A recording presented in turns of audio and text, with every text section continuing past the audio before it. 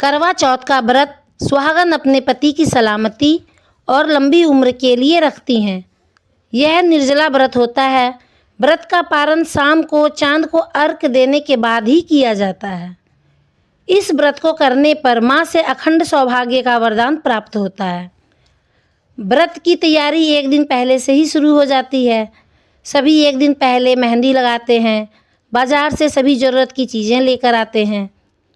इस व्रत को करने का सही तरीका है, सुबह सूर्योदय से पहले ब्रह्म मुहूर्त में स्नान कर साफ धुले हुए कपड़े, हो सके तो लाल, गुलाबी, नारंगी, महरून, पीला या हरा रंग का कपड़ा पहने। यह रंग पूजा पाठ के लिए शुभ होता है। काला, नीला, भूरा या सफ़ेद कपड़ा भूल से भी नहीं पहनना चाहिए। ये रंग शुभ नहीं माने जाते हैं। श्रृंगार करें तथा पूजा अर्चना कर व्रत करने का संकल्प लें और सरगी ग्रहण करें। सरगी में पौष्टिक भोजन शामिल करें।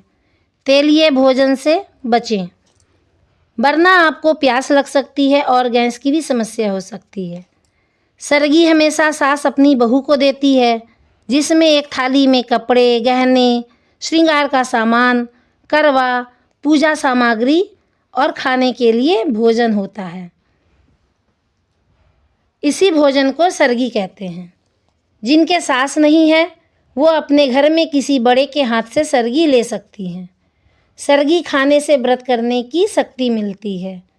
सरगी ग्रहण करने के बाद थोड़ी देर सो जाएं, फिर सुबह उठने के बाद अपना व्रत शुरू करें। बड़ों का आशीर्वाद लें। 16 श्रृंगार जरूर करें।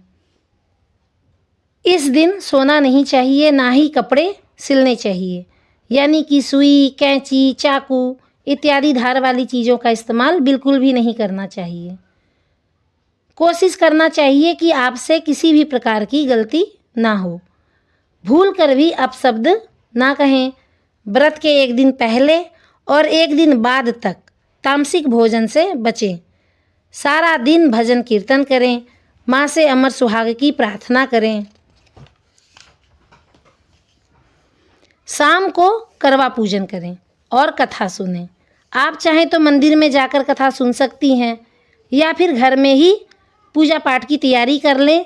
और जब चांद निकलने का समय हो तो आंगन या छत की सफाई करके माँ की चौकी लगाकर लाल रंग के कपड़े का आसन दें। इस दिन गौरी, गणेश और चंद्रमा के पूजन का विशेष महत्व है। आप चाहें तो माता की तस्वीर रखें।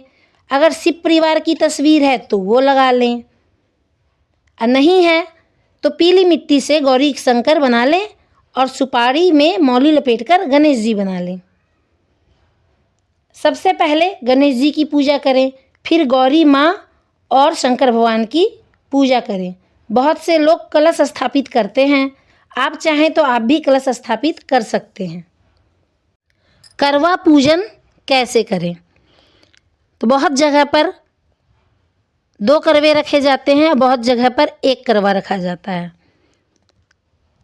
जहाँ 1 करवा रखा जाता है वो उसमें सिर्फ जल भरते हैं, और जहाँ 2 रखा जाता है तो वहाँ 1 करवा में जल भरते हैं और दूसरे करवा में प्रसाद का सामान भरते हैं। तो उसमें हर प्रकार की सामग्री की संख्या 4 होनी चाहिए। करवा में पान, सुपारी, अक्षत, चावल के आटे की गोलियां, बतासा, मिठाई, फूल, कुश की सीकें इत्यादि 4 की संख्या में भरें और 4 बाती का ही दीपक जलाएं।